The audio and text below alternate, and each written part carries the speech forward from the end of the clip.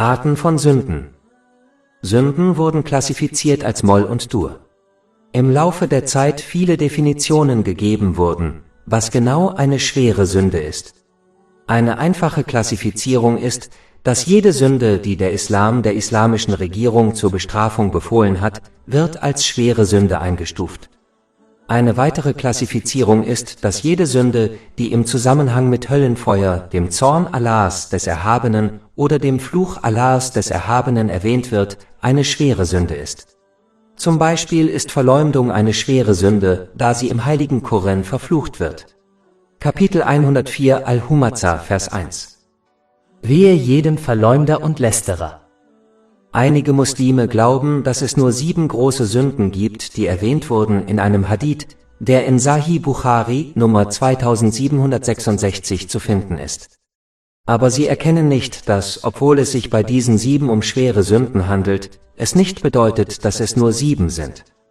Tatsächlich gibt es noch andere Hadithe, die andere schwere Sünden erwähnen, wie beispielsweise Ungehorsam gegenüber den Eltern. Dieser Hadith findet sich in Sahih Bukhari, Nummer 6273. Die 7 schweren Sünden, die in dem oben zitierten Hadith genannt werden, sind Polytheismus, Magie, das Töten eines Unschuldigen, Geschäfte mit finanziellen Interessen, die Aneignung des Vermögens von Waisen, die Flucht vom Schlachtfeld und die Beschuldigung einer unschuldigen Frau der Unzucht. Es ist wichtig zu beachten, dass kleinere Sünden, die jemand begeht, aus Sicht des Islam zu großen Sünden werden. Schwere Sünden werden nur durch aufrichtige Reue vergeben, während kleinere Sünden durch das Vermeiden schwerer Sünden und rechtschaffene Taten getilgt werden können. Kapitel 4 An-Nisa, Vers 31. Wenn ihr die großen Sünden vermeidet, die euch verboten sind, werden wir euch eure kleineren Sünden erlassen. Aufrichtige Reue beinhaltet Bedauern, die Bitte um Vergebung bei Allah dem Erhabenen und bei jedem, dem Unrecht geschehen ist, das feste Versprechen, dieselbe oder eine ähnliche Sünde nie wieder zu begehen, sowie die Wiedergutmachung aller verletzten Rechte gegenüber Allah dem Erhabenen und den Menschen. Muslime sollten sicherstellen, sie vermeiden alle Arten von Sünden, unabhängig von ihrer Größe, da eine der Fallen des Teufels darin besteht, dass er Muslime dazu inspiriert, kleine Sünden zu ignorieren.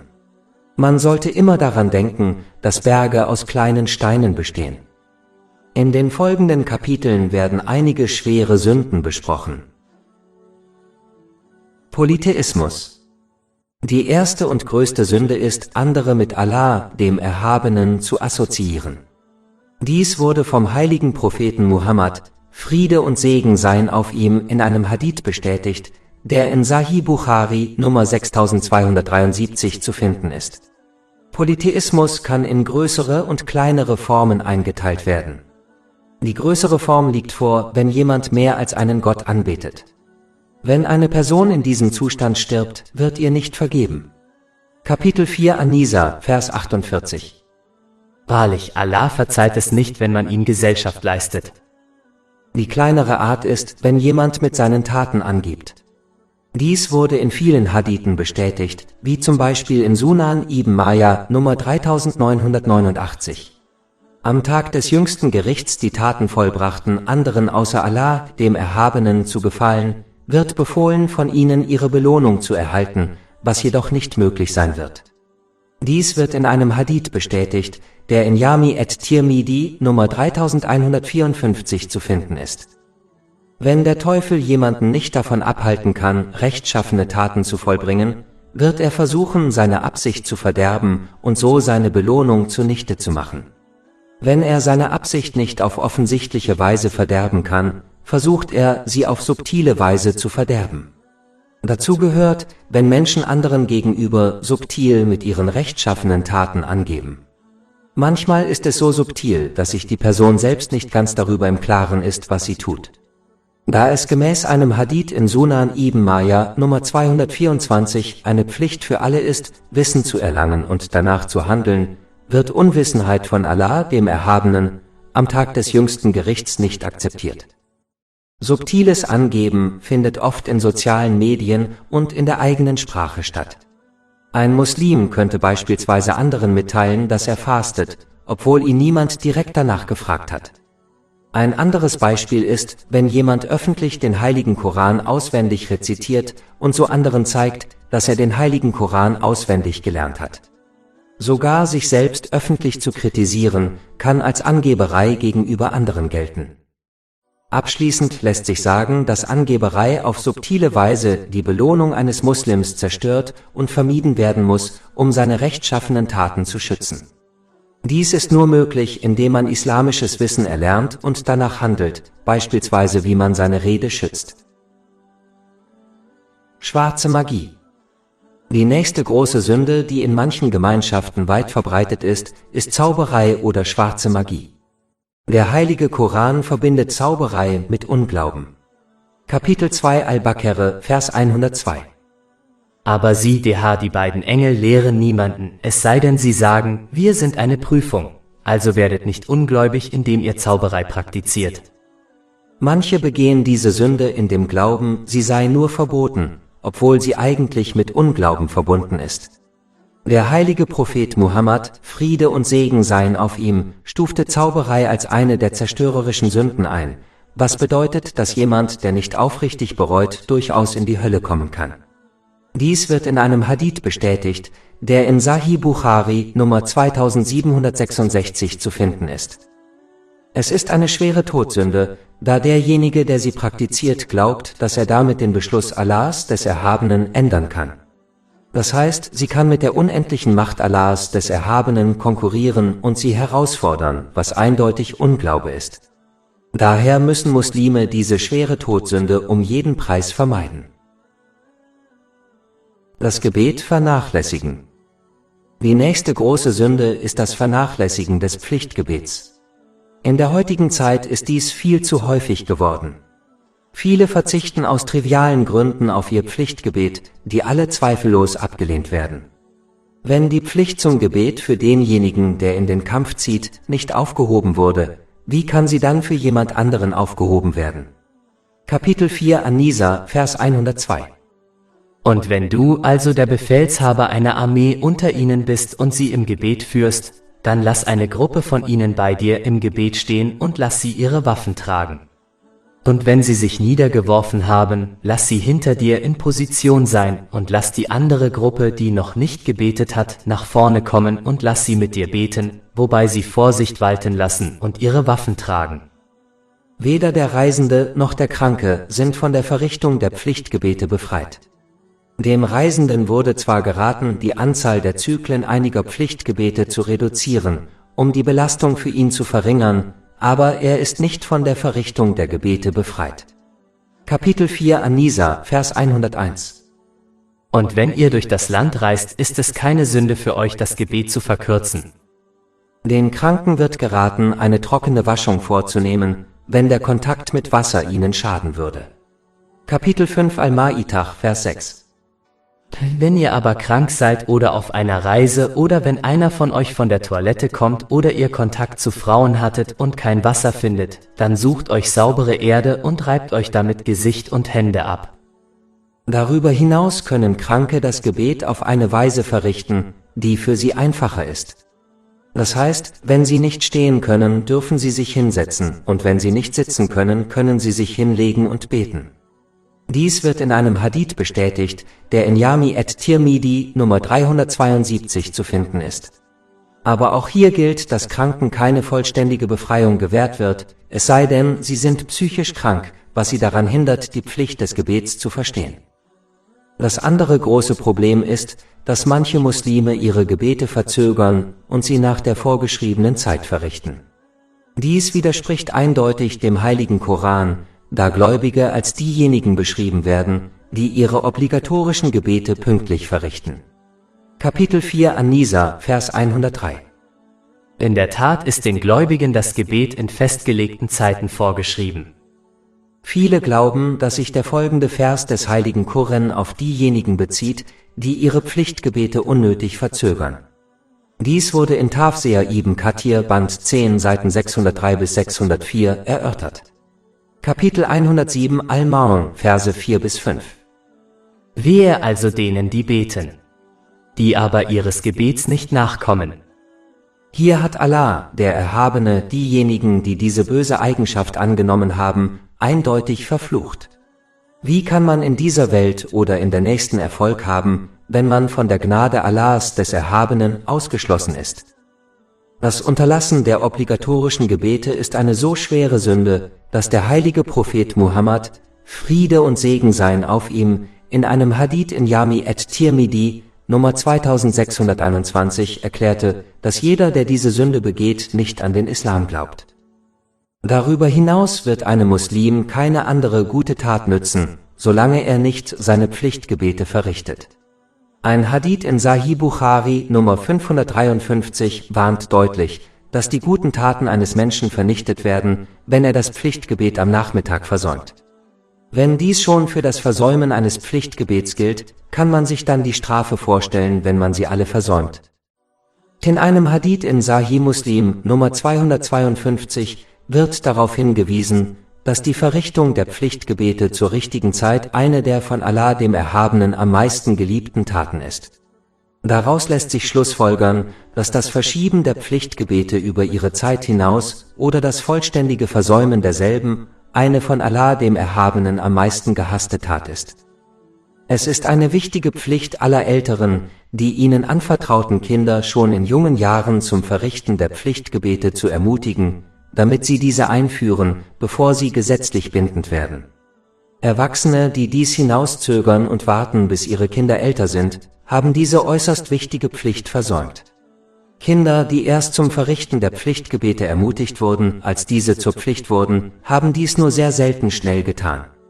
In den meisten Fällen dauert es Jahre, bis sie diese wichtige Pflicht richtig erfüllen. Und die Schuld dafür tragen insbesondere die Älteren der Familie, die Eltern. Aus diesem Grund hat der heilige Prophet Muhammad, Friede und Segen auf ihm, in einem Hadith in Sunan Abu Dawud, Nummer 495 empfohlen, dass Familien ihre Kinder zum Verrichten der Pflichtgebete mit 7 Jahren ermutigen müssen. Ein weiteres großes Problem vieler Muslime besteht darin, dass sie zwar die obligatorischen Gebete verrichten, dies jedoch nicht korrekt tun.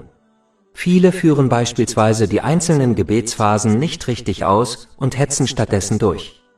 Tatsächlich warnt ein Hadith in Sahih Bukhari Nummer 757 eindeutig, dass jemand, der auf diese Weise betet, überhaupt nicht gebetet hat. Das heißt, diese Person wird nicht als jemand verzeichnet, der ihr Gebet verrichtet hat, und ist daher ihrer Verpflichtung nicht nachgekommen. Ein Hadith in Jami at-Tirmidhi Nummer 265 warnt eindeutig, dass das Gebet desjenigen nicht erhört wird, der nicht jede Gebetsposition einnimmt. Der heilige Prophet Muhammad, Friede und Segen seien auf ihm, bezeichnete denjenigen, der sich beim Gebet nicht richtig verneigt oder niederwirft, als den schlimmsten Dieb. Davor wird in einem Hadith in Muwatta Malik, Buch Nummer 9, Hadith Nummer 75 gewarnt. Leider werden viele Muslime, die Jahrzehnte damit verbracht haben, ihre obligatorischen und viele freiwillige Gebete auf diese Weise zu verrichten, feststellen, dass keines davon zählte, und sie daher als jemand behandelt werden, der seiner Verpflichtung nicht nachgekommen ist. Dies wird in einem Hadith in Sunan an-Nasai, Nummer 1313 bestätigt. Versäumnis, die obligatorische Wohltätigkeitsspende zu leisten. Die nächste große Sünde ist das Unterlassen der obligatorischen Almosenspende. Im heiligen Koran und in den Hadithen des heiligen Propheten Muhammad, Friede und Segen seien auf ihm, wird streng vor dieser Sünde gewarnt. Ein Hadith in Sahih Bukhari Nummer 1403 warnt beispielsweise, dass die Person, die ihre obligatorische Almosenspende nicht leistet, am Tag des jüngsten Gerichts einer großen Giftschlange begegnen wird, die sie unaufhörlich beißen wird. Kapitel 3 Eli Imran, Vers 180. Und jene, die gierig das zurückhalten, was Allah ihnen von seiner Huld gewährt hat, sollen nicht denken, dass es besser für sie sei. Vielmehr ist es schlimmer für sie. Am Tag der Auferstehung wird ihnen das, was sie zurückgehalten haben, um den Hals gewickelt sein. Laut einem Hadith in Sunan Ibn Majah Nummer 4019 wird Allah, der Erhabene, den Regen zurückhalten, wenn die Mitglieder einer Gesellschaft die obligatorische Almosengabe verweigern. Und wenn es nicht die Tiere gäbe, würde er es überhaupt nicht regnen lassen. Diese schwere Sünde ist daher eine mögliche Ursache für die langen Dürreperioden, mit denen einige Nationen konfrontiert sind. Das Nichtgeben der obligatorischen Almosen ist ein Zeichen extremer Gier, da es sich dabei nur um einen äußerst kleinen Teil des Vermögens handelt, nämlich 2,5%. Es ist klar, dass der Geizhals weit entfernt von Allah, dem Erhabenen, den Menschen und nahe der Hölle ist. Dies wird in einem Hadith bestätigt, der in Jami at-Tirmidhi Nummer 1961 zu finden ist. Muslime müssen verstehen, dass die obligatorischen Almosen sie nicht nur vor Strafe schützen, sondern ihnen auch Segnungen bringen, die den gespendeten Reichtum bei weitem übersteigen. Tatsächlich hat der heilige Prophet Muhammad, Friede und Segen seien auf ihm, in einem Hadith in Sahih Muslim, Nummer 6592 klargestellt, dass Almosen den Reichtum nicht verringern. Das bedeutet, dass Allah, der Erhabene, sie entschädigt, wenn sie spenden. Er bietet ihnen beispielsweise Geschäftsmöglichkeiten, die ihnen mehr Reichtum verschaffen, als sie gespendet haben. Diese Rückzahlung wird an vielen Stellen des heiligen Koran bestätigt, beispielsweise in Kapitel 57 Al-Hadid, Vers 11. Wer ist es, der Allah ein gutes Darlehen leihen würde, damit er es ihm vervielfacht und er eine edle Belohnung erhält? Darüber hinaus könnte dieser Hadith darauf hinweisen, dass der Lebensunterhalt eines jeden Menschen im Voraus festgelegt ist und sich der Reichtum, der für ihn ausgegeben werden soll, nie ändert, unabhängig davon, wie viel Reichtum eine Person spendet. Dies wird in einem Hadith bestätigt, der in Sahih Muslim Nummer 6748 zu finden ist. Ein Muslim muss daher dem Zorn Allahs, des Erhabenen, entgehen, indem er einen sehr kleinen Teil seines Vermögens in Form der obligatorischen Almosen spendet und dabei auf eine Belohnung hofft, die sowohl in dieser als auch in der nächsten Welt viel größer ist. Vernachlässigung des obligatorischen Fastens. Die nächste große Sünde ist, ein obligatorisches Fasten ohne triftigen Grund zu versäumen. Tatsächlich ist dies so schwerwiegend, dass der heilige Prophet Muhammad, Friede und Segen seien auf ihm, in einem Hadith in Sunan Abu Dawud, Nummer 2396, warnte, dass ein Muslim, der ein obligatorisches Fasten ohne triftigen religiösen Grund nicht beendet, es nicht vollständig nachholen kann, selbst wenn er sein ganzes Leben lang jeden Tag fastet. Ein gültiger Grund ist beispielsweise, wenn man so krank ist, dass es dem Zustand schlechter gehen würde, wenn man fastet. Kapitel 2 Al-Baqarah, Vers 184. Fasten für eine begrenzte Anzahl von Tagen. Wer also unter euch krank ist oder sich auf einer Reise befindet, der soll eine gleiche Anzahl anderer Tage nachholen. Und wer dazu in der Lage ist, soll als Ersatz einen Armen speisen. Und wer freiwillig Gutes tut, für den ist es besser. Doch das Fasten ist das Beste für euch, wenn ihr es nur wüsstet. Vernachlässigung der heiligen Pilgerfahrt. Die nächste große Sünde ist leider heutzutage unter den Menschen recht verbreitet, nämlich die obligatorische heilige Pilgerfahrt nicht zu vollenden, obwohl man dazu in der Lage wäre. Dies sind die Menschen, die dazu verpflichtet sind und sich in einer Situation befinden, in der sie dennoch unnötig verzögern können. Kapitel 3 Eli Imran, Vers 97. Und Allah gebührt den Menschen die Pilgerfahrt zu diesem Haus, für jeden, der den Weg dorthin findet. Der heilige Prophet Muhammad, Friede und Segen seien auf ihm, hat in einem Hadith in Jami at-Tirmidhi Nummer 812 eine strenge Warnung ausgesprochen. Wenn ein Muslim in der Lage ist, seine obligatorische heilige Pilgerfahrt durchzuführen und dies versäumt, kann er genauso gut sterben wie ein Nicht-Muslim. Leider schieben Muslime diese wichtige Pflicht oft mit fadenscheinigen Ausreden auf, weil sie nicht verstehen, wie ernst die Sache ist. Respektlosigkeit gegenüber den Eltern. Die nächste große Sünde ist, seinen Eltern gegenüber respektlos zu sein. Freundlichkeit gegenüber den Eltern ist unter Muslimen weithin bekannt, doch leider erfüllen viele diese wichtige Pflicht nicht. Allah, der Erhabene, hat die Freundlichkeit gegenüber den Eltern an vielen Stellen des heiligen Korans neben die alleinige Anbetung von ihm gestellt, beispielsweise in Kapitel 17 Al-Isra, Vers 23. Und dein Herr hat befohlen, dass ihr niemanden außer ihm anbetet und die Eltern gut behandelt. Wenn einer oder beide von ihnen bei dir ein hohes Alter erreichen, dann sage nicht zu ihnen, Pfui, und weise sie nicht zurück, sondern sprich ein gutes Wort zu ihnen. Tatsächlich verbietet dieser Vers Muslimen, auch nur ein einziges Wort aus Ärger über ihre Eltern zu äußern. An einer anderen Stelle des heiligen Koran verbindet Allah, der Erhabene, die Dankbarkeit ihm gegenüber mit der Dankbarkeit gegenüber den Eltern. Kapitel 31 Luqman, Vers 14. Sei mir und deinen Eltern dankbar. Obwohl es unzählige Hadithe gibt, die dazu auffordern, Eltern freundlich zu behandeln, genügt ein einziger Hadith in Sunan ibn Majah, Nummer 3662, um seine Bedeutung zu verstehen. Der heilige Prophet Muhammad, Friede und Segen seien auf ihm, antwortete jemandem, der fragte, welche Rechte die eigenen Eltern hätten, indem er erklärte, dass sie das Paradies oder die Hölle eines Kindes seien. Das heißt, wenn jemand seine Eltern um Allahs Willen freundlich behandelt, kann er deswegen durchaus ins Paradies eingelassen werden. Aber diejenigen, die ihre Eltern schlecht behandeln, können deswegen durchaus in die Hölle geschleudert werden. Obwohl es sehr schwierig ist, den Eltern gegenüber gehorsam zu sein, solange dies nicht Ungehorsam gegenüber Allah, dem Erhabenen, bedeutet, sollten Muslime heutzutage versuchen, geduldig zu bleiben und nicht mit ihren Eltern zu streiten.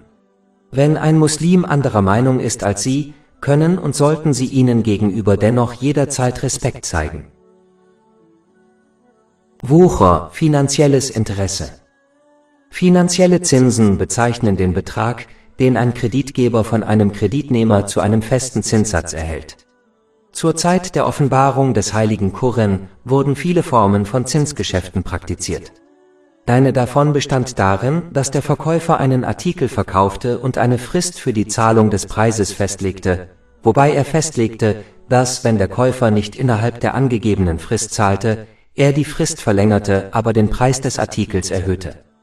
Eine andere Form bestand darin, dass eine Person einer anderen Person einen Geldbetrag lieh und festlegte, dass der Kreditnehmer innerhalb einer bestimmten Frist einen bestimmten Betrag zurückzahlen sollte, der den geliehenen Betrag übersteigt. Eine dritte Form von Zinsgeschäft bestand darin, dass Kreditnehmer und Verkäufer vereinbarten, dass ersterer das Darlehen innerhalb einer bestimmten Frist zu einem festen Zinssatz zurückzahlen würde, und dass, wenn sie dies nicht innerhalb der Frist täten, der Kreditgeber die Frist verlängerte, aber gleichzeitig den Zinssatz erhöhte. Auf solche Transaktionen beziehen sich die hier erwähnten Verfügungen. Diejenigen, die dies glauben, unterscheiden nicht zwischen dem Gewinn aus legalen Investitionen und finanziellen Zinsen. Als Folge dieser Verwirrung argumentieren einige, wenn der Gewinn aus in ein Unternehmen investiertem Geld legal ist, warum sollte der Gewinn aus einem Kredit dann als illegal gelten? Sie argumentieren, dass eine Person ihr Vermögen nicht investiert, sondern es jemandem leiht, der wiederum einen Gewinn daraus zieht. Warum sollte der Kreditnehmer unter solchen Umständen dem Kreditgeber nicht einen Teil des Gewinns zahlen? Sie erkennen nicht, dass kein Geschäftsvorhaben vor Risiken gefeit ist. Kein Vorhaben bietet eine absolute Gewinngarantie.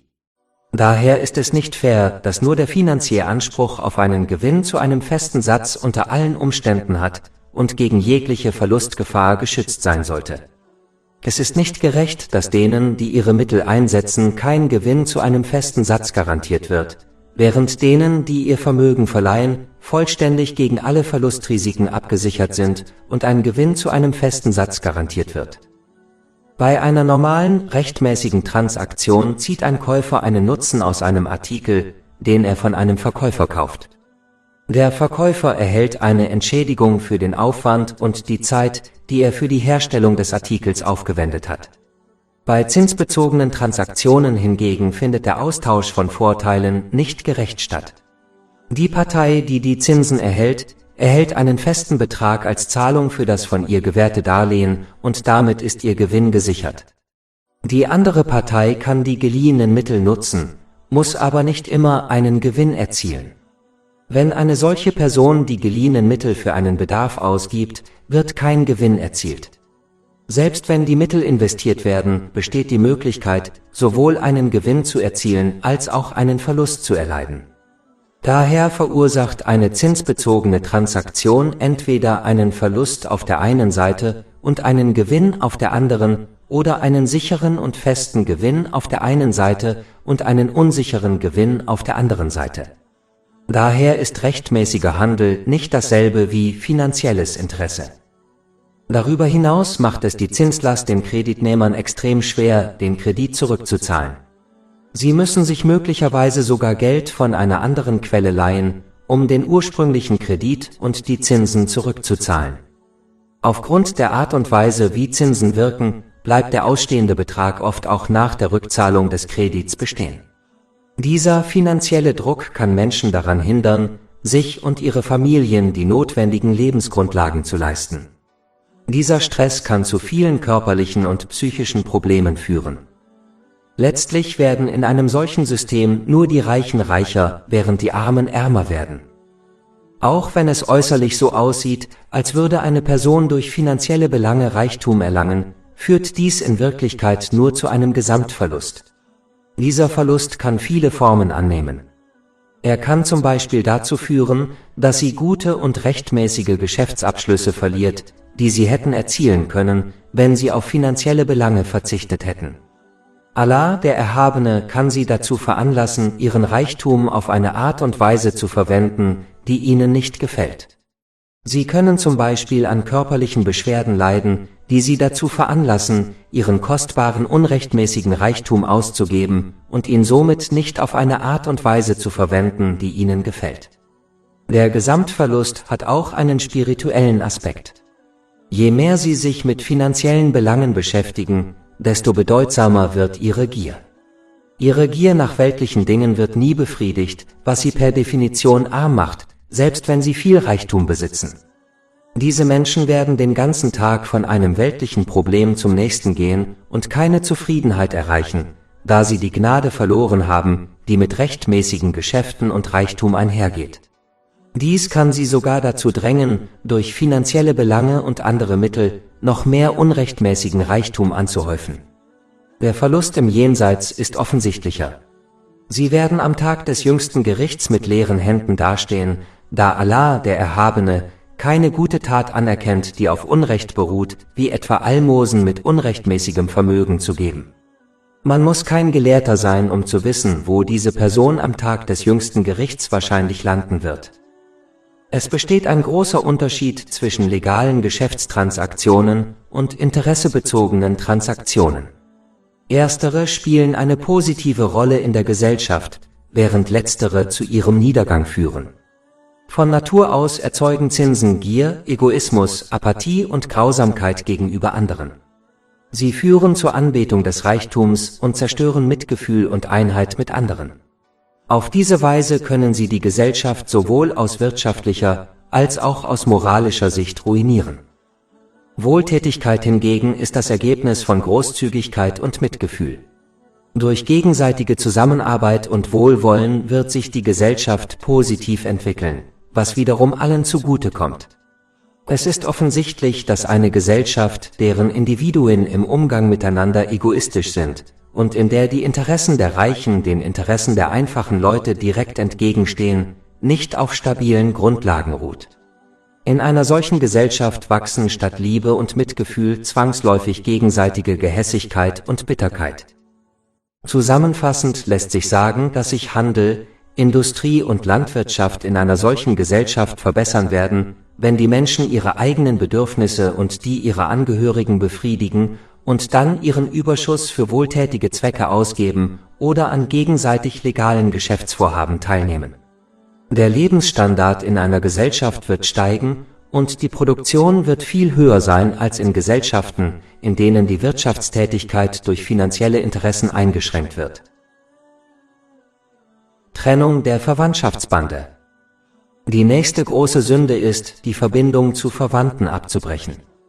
Dies ist eine sehr ernste Angelegenheit, deren Folgen sich leider viele nicht bewusst sind. Ein einziger Hadith in Sahih Muslim, Nummer 6519, weist auf die Ernsthaftigkeit hin. Allah, der Erhabene, wird seine barmherzige Verbindung zu demjenigen abbrechen, der aus weltlichen Gründen die Verbindung zu seinen Verwandten abbricht.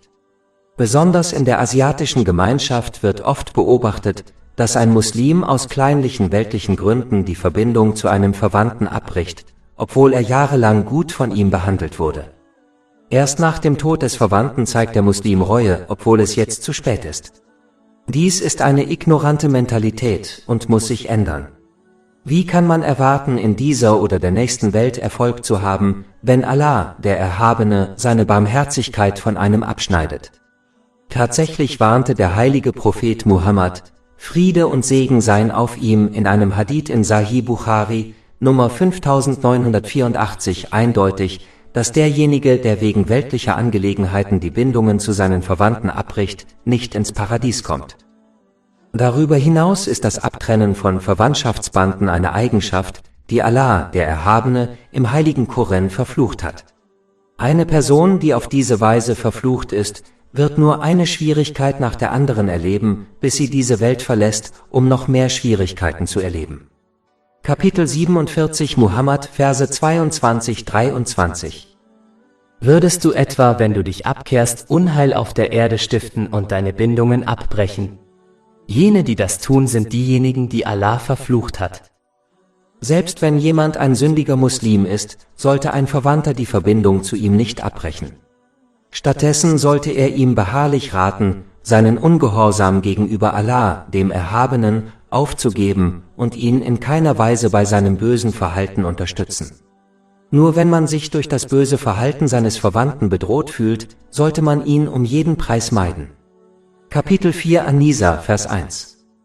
Und fürchtet Allah, durch den ihr einander bittet, und die Gebärmütter. Stolz. Die nächste große Sünde ist Hochmut. In einem Hadith, der in Sahih Muslim Nummer 265 zu finden ist, warnte der heilige Prophet Muhammad, Friede und Segen seien auf ihm, dass eine Person, die auch nur ein Fünkchen Hochmut in ihrem Herzen trägt, nicht ins Paradies kommen wird. Er stellte klar, dass Hochmut dann besteht, wenn eine Person die Wahrheit ablehnt und auf andere herabsieht. Keine noch so große Menge guter Taten wird jemandem nützen, der stolz ist.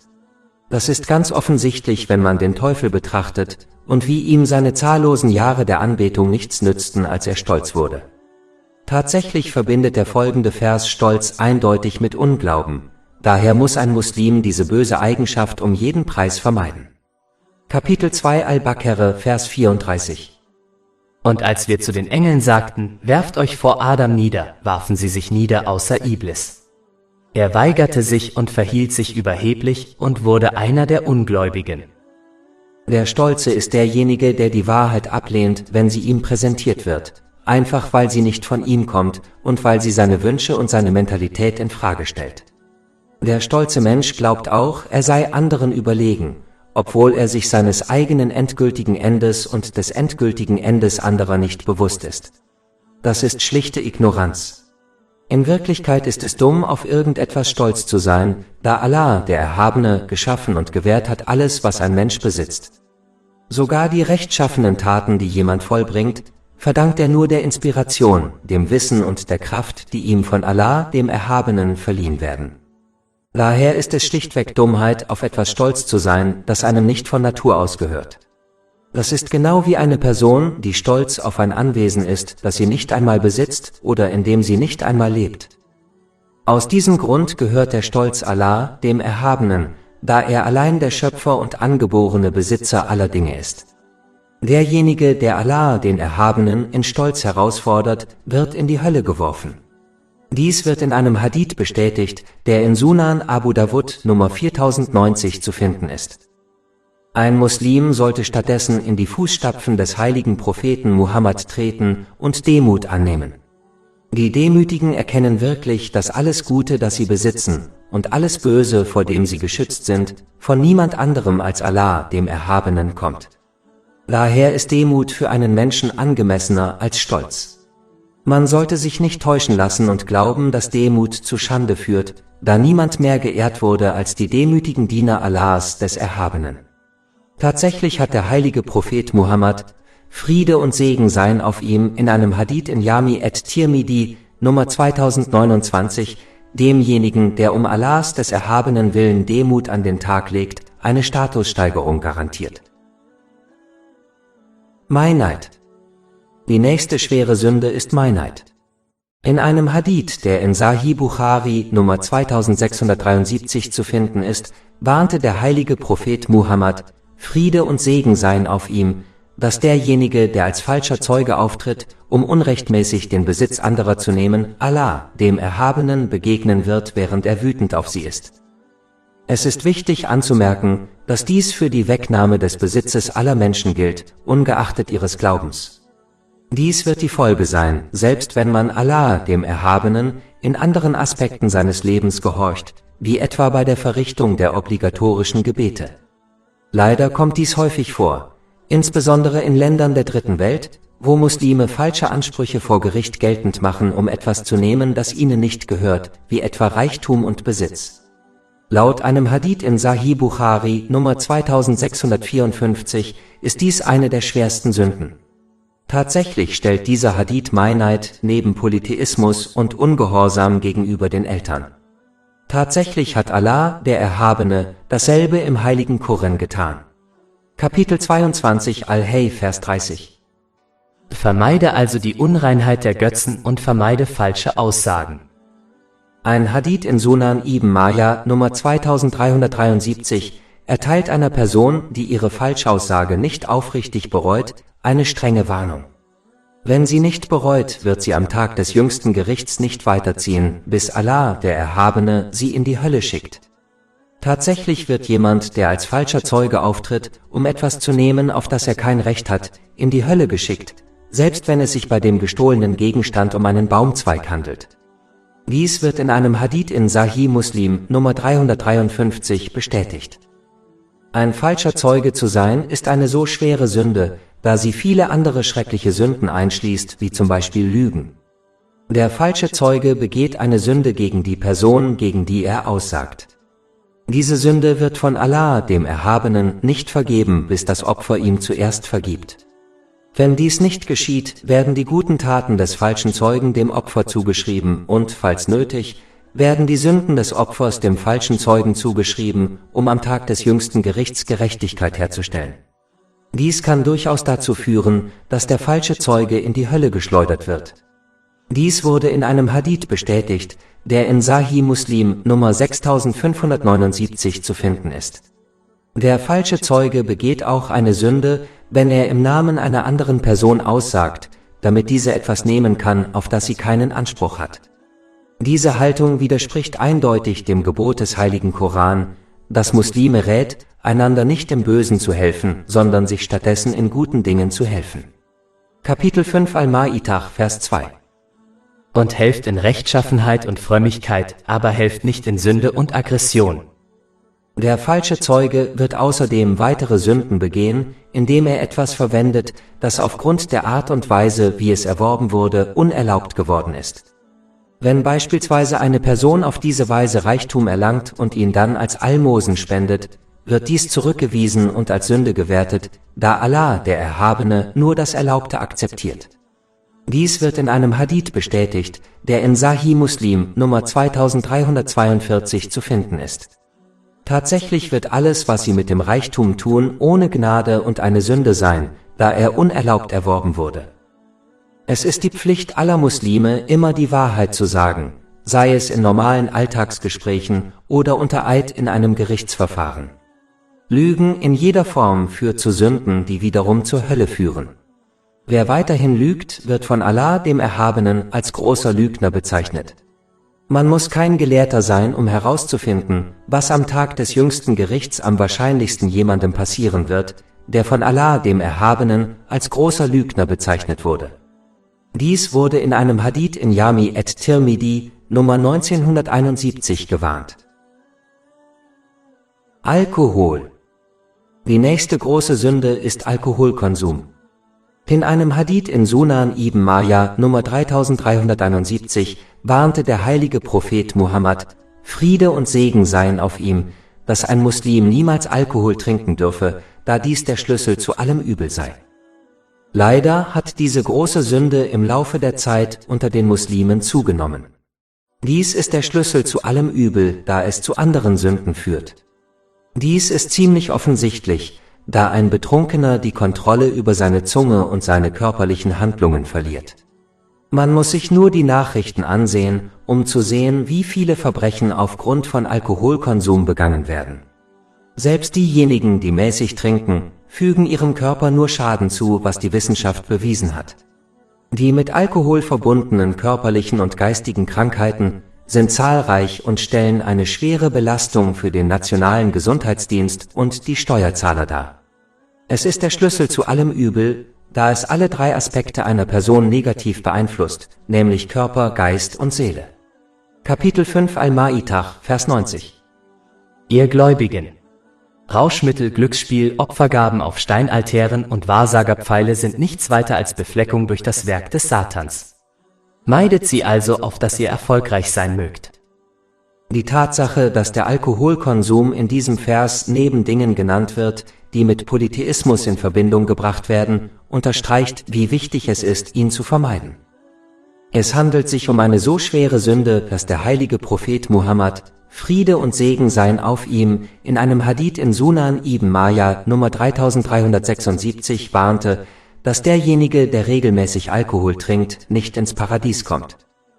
Die Verbreitung des islamischen Friedensgrußes ist gemäß einem Hadith in Sunan ibn Majah Nummer 68 der Schlüssel zum Paradies. Ein Hadith in Imam Bukhari Adab al-Murad Nummer 1017 rät Muslimen jedoch, jemanden nicht zu grüßen, der regelmäßig Alkohol trinkt. Alkohol ist eine einzigartige schwere Sünde, da er in einem einzigen Hadith, der in Sunan ibn Majah Nummer 3380 zu finden ist, aus 10 verschiedenen Blickwinkeln verflucht wurde. Dies umfasst den Alkohol selbst, denjenigen, der ihn herstellt, denjenigen, für den er hergestellt wird, denjenigen, der ihn verkauft, denjenigen, der ihn kauft, denjenigen, der ihn trägt, denjenigen, dem er gebracht wird, denjenigen, der den durch den Verkauf erzielten Reichtum nutzt, denjenigen, der ihn trinkt, und denjenigen, der ihn einschenkt. Derjenige, der mit etwas handelt, das auf diese Weise verflucht wurde, wird keinen wahren Erfolg haben, es sei denn, er bereut aufrichtig. Glücksspiel. Die nächste große Sünde ist das Glücksspiel.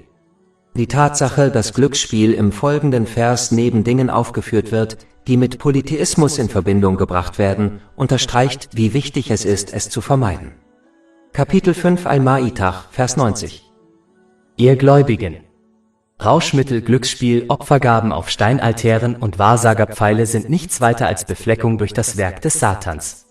Meidet sie also, auf dass ihr erfolgreich sein mögt. Der heilige Prophet Muhammad, Friede und Segen seien auf ihm, hat in einem Hadith in Imam Bukharis Adab al-Murad Nummer 1262 empfohlen, dass ein Muslim als Ausgleich dafür, dass er jemandem sagt, er solle eine Wette abschließen, Almosen spenden soll.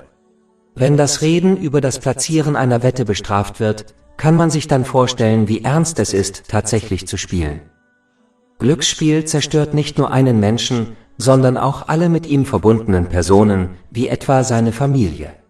Es wird mit vielen anderen Sünden und Leiden in Verbindung gebracht, wie etwa Alkoholismus und Depression. Eine Person kann durch Glücksspiel ein Vermögen gewinnen, auf lange Sicht wird sie jedoch immer nur verlieren.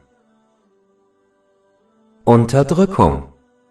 Die nächste große Sünde ist Ungerechtigkeit und Unterdrückung. In einem Hadith, der in Sahih Bukhari Nummer 2447 zu finden ist, warnte der heilige Prophet Muhammad, Friede und Segen seien auf ihm, dass Unterdrückung am Tag des jüngsten Gerichts zur Finsternis werden wird. Dies muss unbedingt vermieden werden, denn wer in Dunkelheit versinkt, wird den Weg ins Paradies kaum finden. Nur wer ein Licht als Wegweiser hat, wird dies erfolgreich tun können. Unterdrückung kann viele Formen annehmen. Die erste Art ist, wenn jemand die Gebote Allahs, des Erhabenen, nicht befolgt und seine Verbote missachtet. Auch wenn dies keinen Einfluss auf den unendlichen Status Allahs, des Erhabenen hat, wird die Person dadurch in beiden Welten in die Dunkelheit eintauchen. Laut einem Hadith in Sunan ibn Majah Nummer 4244 wird jedes Mal, wenn eine Person eine Sünde begeht, ein schwarzer Fleck in ihr spirituelles Herz geätzt. Je mehr sie sündigt, desto mehr wird ihr Herz von Dunkelheit umgeben sein. Dies wird sie daran hindern, die wahre Führung in dieser Welt anzunehmen und zu befolgen, was letztendlich zur Dunkelheit in der nächsten Welt führen wird. Kapitel 83 Al-Mutaffifin, Vers 14. Nein! Vielmehr hat der Makel ihrer Verdienste ihre Herzen bedeckt. Die nächste Art der Unterdrückung besteht darin, dass man sich selbst unterdrückt, indem man das Vertrauen, das einem von Allah dem Erhabenen in Form seines Körpers und anderer weltlicher Segnungen, die man besitzt, entgegengebracht wurde, nicht erfüllt. Der größte dieser Segnungen ist der eigene Glaube. Dieser muss durch den Erwerb und die Ausübung islamischen Wissens geschützt und gestärkt werden. Die anderen Segnungen, die man besitzt, müssen auf eine Weise genutzt werden, die Allah dem Erhabenen gefällt. Die letzte Art der Unterdrückung ist die Misshandlung anderer. Allah, der Erhabene, wird diese Sünden nicht vergeben, bis das Opfer des Unterdrückers sie zuerst vergibt. Da die Menschen nicht so barmherzig sind, ist dies unwahrscheinlich. Dann wird am Tag des jüngsten Gerichts Gerechtigkeit herrschen, an dem die rechtschaffenen Taten des Unterdrückers seinem Opfer und, falls nötig, dem Unterdrücker die Sünden des Opfers gegeben werden. Dies kann dazu führen, dass der Unterdrücker in die Hölle geschleudert wird. Davor wurde in einem Hadith gewarnt, der in Sahih Muslim Nummer 6579 zu finden ist. Man sollte daher andere so behandeln, wie man selbst von anderen behandelt werden möchte. Ein Muslim sollte alle Formen der Unterdrückung vermeiden, wenn er ein leuchtendes Vorbild in dieser und der nächsten Welt sein möchte.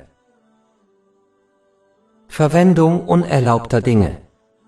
Die nächste große Sünde ist die Verwendung von Unerlaubtem. Das ist der Fall, wenn jemand etwas Unerlaubtes verwendet. Dazu gehört die Verwendung von unerlaubtem Vermögen, die Verwendung von unerlaubten Gegenständen und der Verzehr von unerlaubten Lebensmitteln. Es ist wichtig zu beachten, dass die spezifischen Dinge, die im Islam als unerlaubt bezeichnet werden, wie z.B. Alkohol, nicht die einzigen Dinge sind, die unerlaubt sind. Tatsächlich können sogar erlaubte Dinge unerlaubt werden, wenn sie durch unerlaubte Dinge erworben wurden. Zum Beispiel kann ein erlaubtes Lebensmittel unerlaubt werden, wenn es mit unerlaubtem Vermögen gekauft wurde. Daher ist es für Muslime wichtig sicherzustellen, dass sie nur mit erlaubten Dingen handeln, da nur ein Element des Unerlaubten ausreicht, um jemanden zu ruinieren.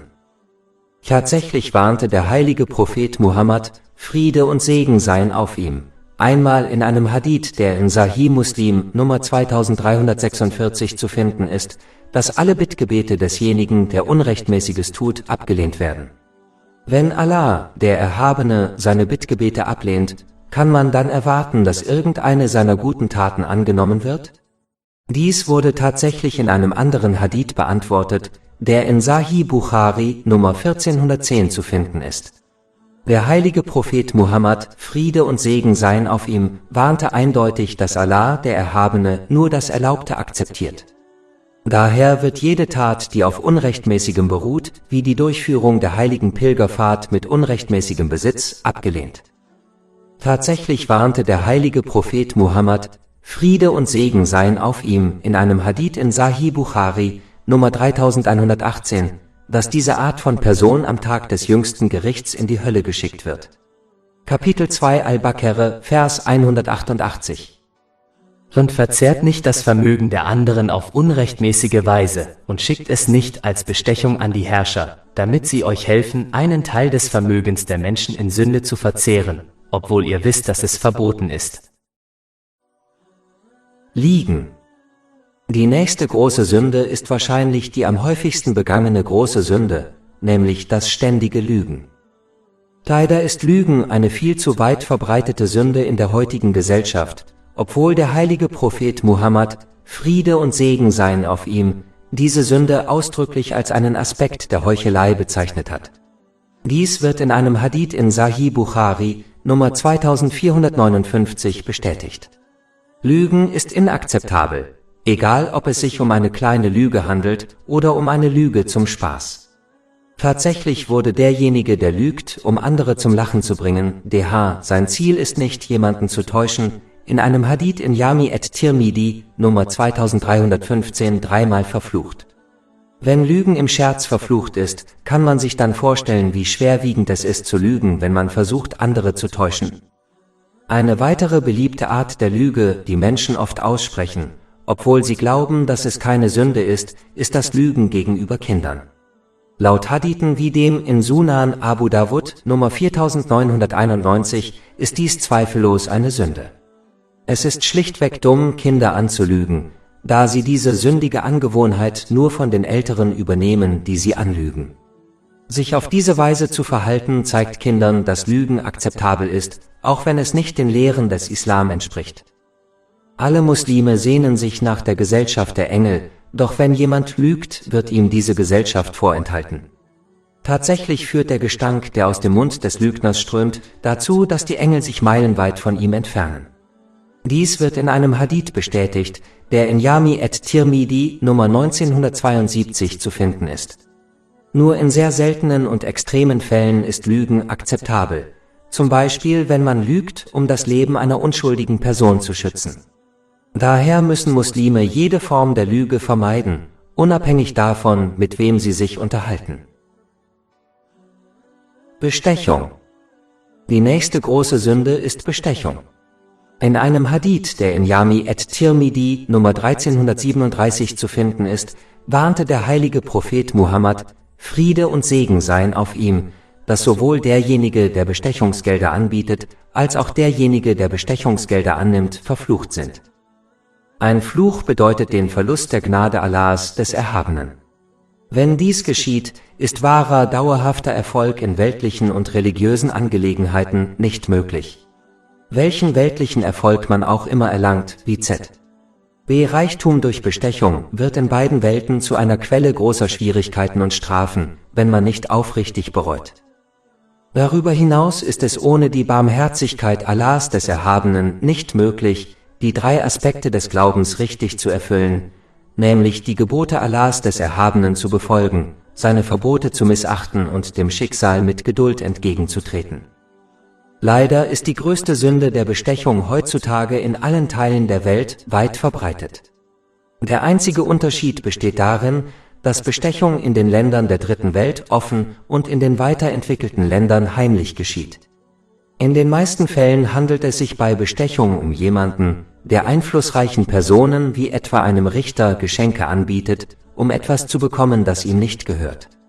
Bestechung wird nur dann nicht als Sünde geahndet, wenn jemand gezwungen wird, Bestechungsgelder anzubieten, um sein eigenes Eigentum zurückzuerhalten. In diesem Fall liegt der Fluch auf demjenigen, der das Bestechungsgeld annimmt. Es ist wichtig zu beachten, dass Muslime, wenn sie als Ganzes Bestechung und andere korrupte Praktiken ausmerzen wollen, diese selbst vermeiden müssen. Nur wenn diese richtige Haltung auf individueller Ebene eingenommen wird, wirkt sie sich auf diejenigen aus, die in einflussreichen sozialen und politischen Positionen tätig sind. Der Grund, warum diese Menschen so handeln, ist, dass sie beobachten, dass die Gesellschaft als Ganzes selbst korrupte Praktiken begeht. Wenn jedoch die Gesellschaft auf individueller Ebene diese Praktiken ablehnt, würde es keine Person in einer einflussreichen sozialen oder politischen Position wagen, so zu handeln, da sie weiß, dass die Menschen dies nicht dulden würden. Angeben. Die nächste große Sünde ist, vor anderen mit seinen guten Taten zu prahlen. In einem Hadith, der in Jami at-Tirmidhi Nummer 3154 zu finden ist, warnte der heilige Prophet Muhammad, Friede und Segen seien auf ihm, dass diejenigen, die Taten zum Wohle anderer vollbringen, wie zum Beispiel angeben, anstatt sie für die Freude Allahs des Erhabenen zu tun, am Tag des jüngsten Gerichts von den Menschen, für die sie gehandelt haben, dafür bestraft werden, was in Wirklichkeit nicht möglich ist. Es ist wichtig zu verstehen, dass die Grundlage aller Taten und sogar des Islam selbst die Absicht des Einzelnen ist. Dies ist genau das, wonach Allah, der Erhabene, die Menschen gemäß einem Hadith in Sahih Bukhari Nummer 1 beurteilt. Ein Muslim sollte sicherstellen, dass er alle religiösen und nützlichen weltlichen Handlungen um Allahs, des Erhabenen Willen ausführt, damit er in beiden Welten von ihm belohnt wird. Ein Zeichen dieser korrekten Mentalität ist, dass diese Person weder erwartet noch wünscht, dass die Menschen sie für ihre Taten wertschätzen oder sich bei ihnen bedanken. Wenn jemand dies wünscht, dann zeigt dies seine falsche Absicht. Darüber hinaus verhindert das Handeln mit der richtigen Absicht Traurigkeit und Bitterkeit, denn wer zum Wohle anderer handelt, wird irgendwann auf undankbare Menschen treffen. Dies führt dazu, dass die Person wütend und verbittert wird, weil sie das Gefühl hat, ihre Mühe und Zeit verschwendet zu haben. Leider sieht man dies oft bei Eltern und Verwandten, da sie ihre Pflichten gegenüber ihren Kindern und Verwandten oft um deren Willen erfüllen, anstatt um Allahs des Erhabenen Willen. Aber wer zum Wohle Allahs des Erhabenen handelt, wird all seine Pflichten gegenüber anderen wie seinen Kindern erfüllen und niemals verbittert oder wütend werden, wenn er ihnen gegenüber keine Dankbarkeit zeigt. Diese Einstellung führt zu Seelenfrieden und allgemeinem Glück, da sie wissen, dass Allah, der Erhabene, sich ihrer rechtschaffenen Tat voll bewusst ist und sie dafür belohnen wird. So müssen alle Muslime handeln, sonst gehen sie am Tag des jüngsten Gerichts möglicherweise mit leeren Händen da. Missbrauch des islamischen Wissens.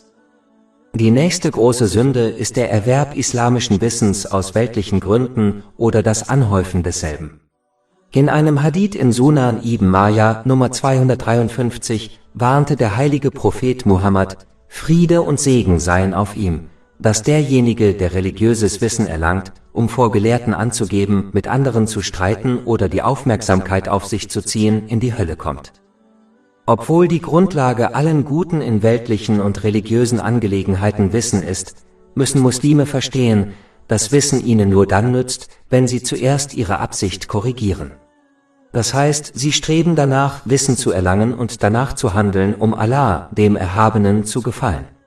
Alle anderen Gründe führen nur zu einem Verlust der Belohnung und sogar zu einer Bestrafung, wenn ein Muslim nicht aufrichtig bereut. In Wirklichkeit ist Wissen wie Regenwasser, das auf verschiedene Baumarten fällt. Manche Bäume wachsen an diesem Wasser, um anderen zu nützen, wie zum Beispiel Obstbäume. Andere Bäume wachsen an diesem Wasser und werden für andere zur Plage. Obwohl das Regenwasser in beiden Fällen dasselbe ist, ist das Ergebnis doch sehr unterschiedlich. Ebenso ist religiöses Wissen für Menschen dasselbe, aber wenn man die falsche Absicht verfolgt, wird es zu einem Mittel ihrer Zerstörung. Umgekehrt wird es zu einem Mittel ihrer Erlösung, wenn man die richtige Absicht verfolgt. Muslime sollten daher ihre Absicht in allen Angelegenheiten korrigieren, da sie danach beurteilt werden. Dies wird in einem Hadith in Sahih Bukhari Nummer 1 bestätigt. Und sie sollten daran denken, dass einer der ersten Menschen, die in die Hölle kommen, ein Gelehrter sein wird, der nur Wissen erlangt hat, um vor anderen anzugeben. Davor wurde in einem Hadith in Sahih Muslim Nummer 4923 gewarnt. Nützliches Wissen mit der richtigen Absicht zu erlangen und danach zu handeln, ist wahres nützliches Wissen. Wer sein Wissen ohne triftigen Grund verheimlicht, wird am Tag des jüngsten Gerichts mit Feuer bestraft. Dies wird in einem Hadith bestätigt, der in Jami at-Tirmidhi Nummer 2649 zu finden ist. Daher müssen Muslime ihr nützliches Wissen mit anderen teilen. Es wäre einfach dumm, dies nicht zu tun, da dies eine der rechtschaffenen Taten ist, die einem Muslim sogar nach seinem Tod zugutekommen. Dies wird in einem Hadith in Sunan ibn Majah Nummer 241 empfohlen. Diejenigen, die Wissen horteten, wurden von der Geschichte vergessen, aber diejenigen, die es mit anderen teilten, wurden als Gelehrte und Lehrer der Menschheit bekannt. Gefälligkeiten zählen. Die nächste große Sünde ist, andere an die Gefälligkeiten zu erinnern, die sie ihnen erwiesen haben, wie z.B. Almosen. Dies macht zweifelsohne die Belohnung für die Gefälligkeiten zunichte, die sie ihnen erwiesen haben. Kapitel 2 Al-Baqarah, Vers 264. Ihr Gläubigen, macht eure Almosen nicht durch Mahnungen oder Verletzungen ungültig. Es handelt sich um eine so schwere Sünde, dass der heilige Prophet Muhammad, Friede und Segen seien auf ihm, in einem Hadith in Sunan an-Nasai, Nummer 2563 warnte. Wer andere an die Gefälligkeiten erinnert, die er ihnen erwiesen hat, wird nicht ins Paradies kommen. Für einen Muslim ist es wichtig zu verstehen, dass jemand, der für Allah, den Erhabenen, handelt und anderen hilft, eine Belohnung von ihm erwarten sollte. Wenn man andere jedoch an die Gefälligkeiten erinnert, die man ihnen erwiesen hat, beweist dies nur, dass man für die Menschen gehandelt hat, man möchte eine Art Entschädigung von den Menschen. Denjenigen, die für die Menschen rechtschaffene Taten vollbringen, wird gesagt, dass sie am Tag des jüngsten Gerichts ihre Belohnung von ihnen erhalten werden, was jedoch nicht möglich sein wird. Dies wird in einem Hadith bestätigt, der in Jami at-Tirmidhi Nummer 3154 zu finden ist. Spionage. Die nächste große Sünde ist das Ausspionieren anderer, um Fehler aufzudecken, die Allah, der Erhabene, verheimlicht hat. Kapitel 49 Al-Hujurat, Vers 12. Und spionieren Sie nicht. Der heilige Prophet Muhammad, Friede und Segen seien auf ihm, hat in einem Hadith in Sahih Bukhari Nummer 7042 gewarnt, dass jedem, der andere ausspioniert, beispielsweise indem er deren private Gespräche infiltriert, am Tag des jüngsten Gerichts geschmolzenes Blei in die Ohren gegossen wird. Muslime sollten verstehen, dass, wenn Allah, der Erhabene, allwissend ist und dennoch die Fehler anderer verbirgt, Muslime, die nur über begrenztes gottgegebenes Wissen verfügen, andere nicht mit der Absicht ausspionieren sollten, ihre Fehler und persönlichen Probleme aufzudecken. Wer die Fehler anderer aufdeckt, dessen Fehler werden von Allah, dem Erhabenen, aufgedeckt. Dies wird in einem Hadith bestätigt, der in Sunan Ibn Majah Nummer 2546 zu finden ist. Stattdessen sollten Muslime nach dem anderen Teil dieses Hadith handeln, nämlich die Fehler anderer zu verbergen, damit Allah, der Erhabene, ihre Fehler verbirgt. Tale-Bearing. Die nächste große Sünde ist das Erzählen von Gerüchten und die Verbreitung von Klatsch. In einem Hadith, der in Sahih Muslim Nummer 290 zu finden ist, warnte der heilige Prophet Muhammad, Friede und Segen seien auf ihm, dass derjenige, der bösartige Gerüchte verbreitet, nicht ins Paradies kommen wird. Das ist derjenige, der Gerüchte verbreitet, ob sie nun wahr sind oder nicht, und das führt zu Problemen zwischen Menschen, zu zerrütteten und zerbrochenen Beziehungen. Das ist eine böse Eigenschaft, und diejenigen, die sich so verhalten, sind in der Tat menschliche Teufel, denn diese Mentalität gehört niemand anderem als dem Teufel. Er versucht immer Trennung zwischen Menschen zu verursachen. Allah, der Erhabene, hat diese Art von Menschen im heiligen Koran verflucht. Kapitel 104 Al-Humaza, Vers 1. Wehe jedem Spötter und Spötter. Wie kann man von Allah, dem Erhabenen, erwarten, dass er ihre Probleme löst und sie segnet, wenn dieser Fluch sie umgibt? Das Erzählen von Geschichten ist nur dann akzeptabel, wenn man andere vor einer Gefahr warnt. Es ist die Pflicht eines Muslims, Verleumdern keine Beachtung zu schenken, da es sich um böse Menschen handelt, denen man nicht trauen oder denen man nicht glauben sollte. Kapitel 49 Al-Hujurat, Vers 6. Ihr Gläubigen, wenn ein Ungehorsam mit Informationen zu euch kommt, dann forscht nach, damit ihr nicht aus Unwissenheit einem Volk Schaden zufügt. Ein Muslim sollte dem Verleumder verbieten, mit dieser schlechten Eigenschaft fortzufahren und ihn auffordern, aufrichtig zu bereuen. Wie im heiligen Koran geboten, sollte ein Muslim keinen Groll gegen die Person hegen, die angeblich etwas Schlechtes über ihn gesagt hat. Kapitel 49 Al-Hujurat, Vers 12. Ihr Gläubigen, vermeidet viele negative Annahmen. Gewiss ist manche Annahme eine Sünde. Derselbe Vers lehrt Muslime, nicht zu versuchen, die Wahrheit des Verräters durch Ausspionieren anderer zu beweisen oder zu widerlegen. Kapitel 49 Al-Hujurat, Vers 12. Und spioniere nicht. Stattdessen sollte der Verleumder ignoriert werden. Ein Muslim sollte die Informationen, die ihm der Verleumder gegeben hat, keiner anderen Person gegenüber erwähnen oder den Verleumder erwähnen, da dies ihn selbst ebenfalls zum Verleumder machen würde. Muslime sollten das Erzählen von Gerüchten und die Gesellschaft von Gerüchtemachern vermeiden, da diese niemals Vertrauen oder Gesellschaft verdienen, solange sie nicht aufrichtig bereuen.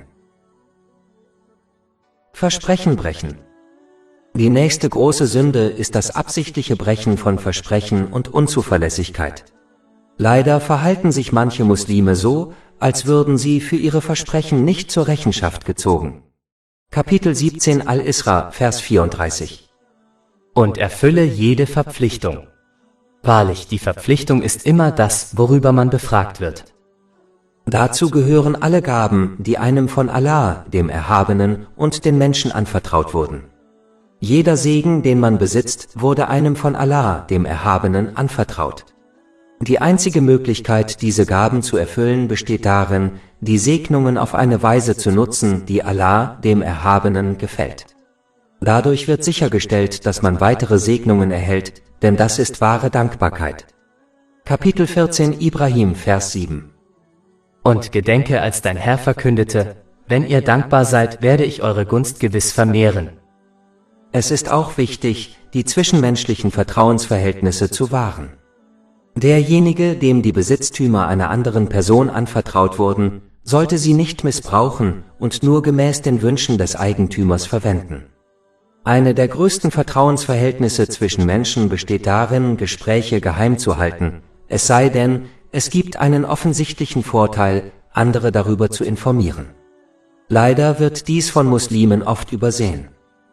Das größte Versprechen, das ein Muslim jemals gemacht hat, ist das Versprechen gegenüber Allah, dem Erhabenen, nämlich ihm aufrichtig zu gehorchen.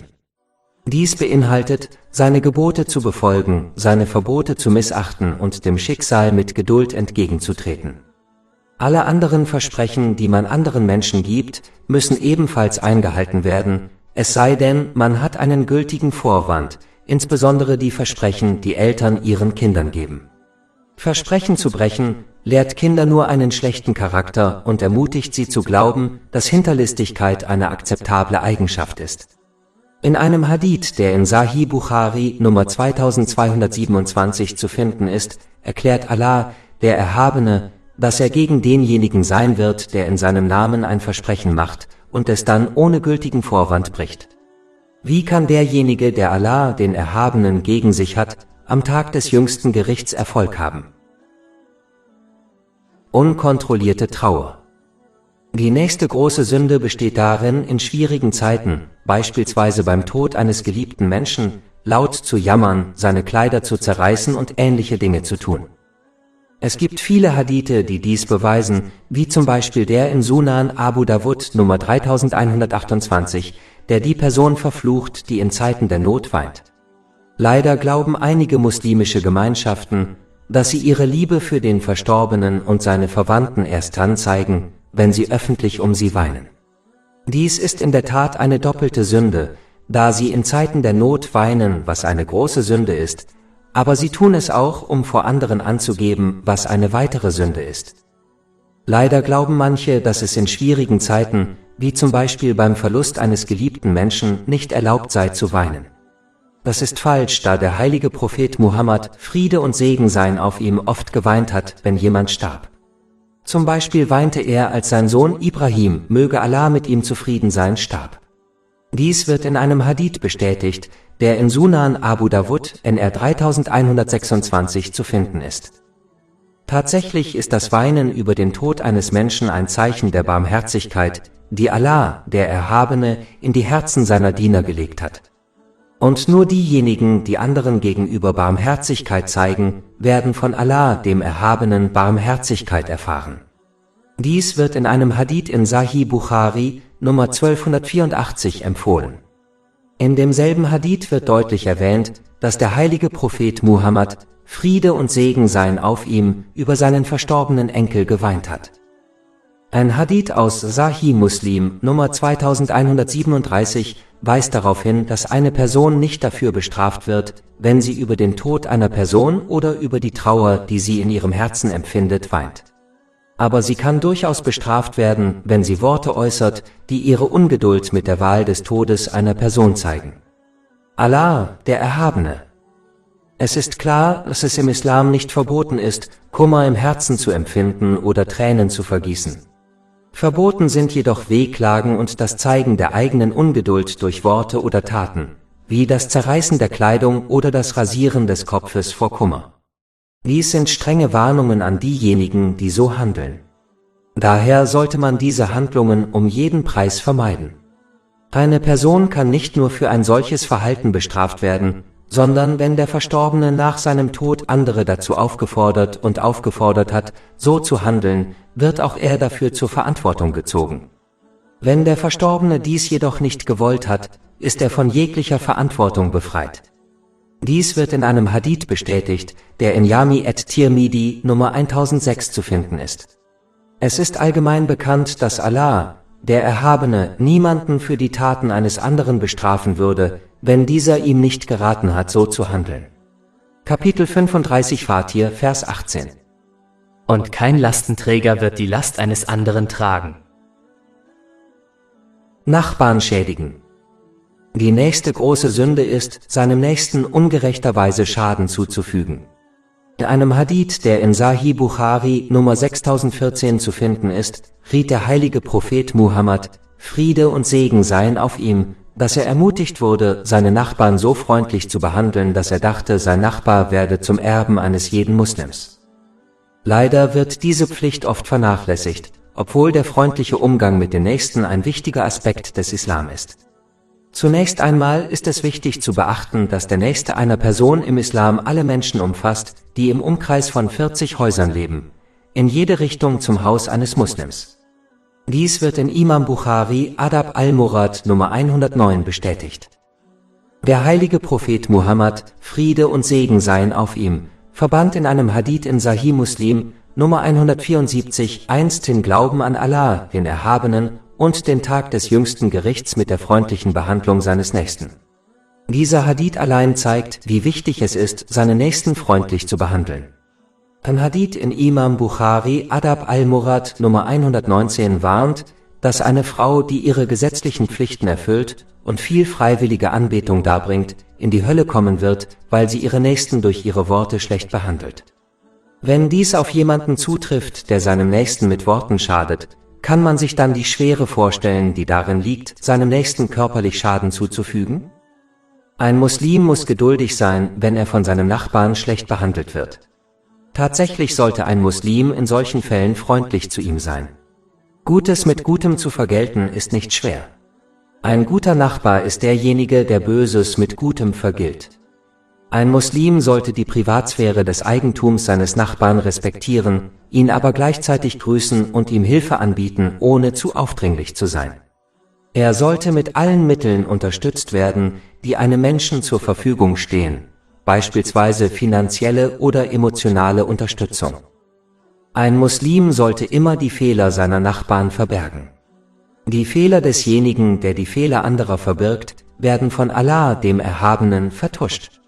Und die Fehler desjenigen, der die Fehler anderer offenlegt, werden von Allah, dem Erhabenen, offengelegt und öffentlich enteert. Dies wird in einem Hadith bestätigt, der in Sunan Abu Dawud Nummer 4880 zu finden ist. Die Hoffnung auf Allah, den Erhabenen, verlieren. Die nächste große Sünde ist, die Hoffnung auf die unendliche Gnade Allahs, des Erhabenen, zu verlieren. Kapitel 12 Jusuf, Vers 87. Wahrlich, niemand verzweifelt an der Erlösung durch Allah, außer den ungläubigen Menschen. In einem Hadith, der in Jami at-Tirmidhi Nummer 2459 zu finden ist, beschreibt der heilige Prophet Muhammad, Friede und Segen seien auf ihm, den Unterschied zwischen wahrer Hoffnung auf die Gnade Allahs des Erhabenen und Wunschdenken. Wahre Hoffnung besteht darin, dass man seine Seele kontrolliert, indem man den Ungehorsam gegenüber Allah, dem Erhabenen, vermeidet und aktiv darum kämpft, sich auf das Jenseits vorzubereiten. Der törichte Wunschdenker hingegen folgt seinen Wünschen und erwartet dann, dass Allah, der Erhabene, ihm vergibt und seine Wünsche erfüllt.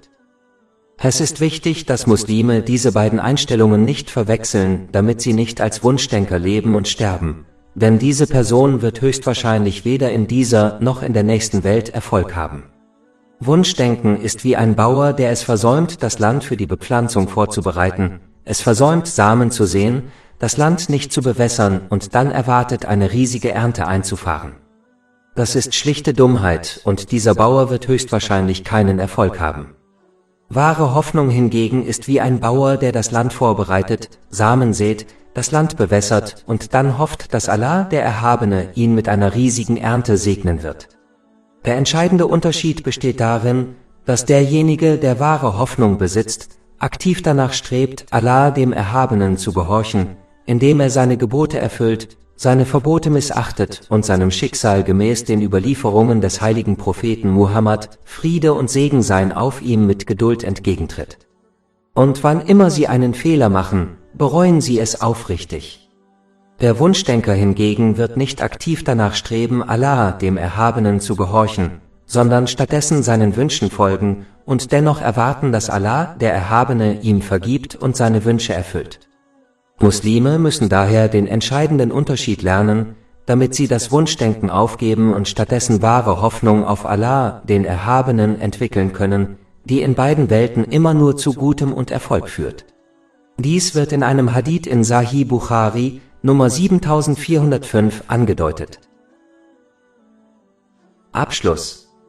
Muslime sollten sich das notwendige Wissen aneignen, um kleinere und größere Sünden zu vermeiden.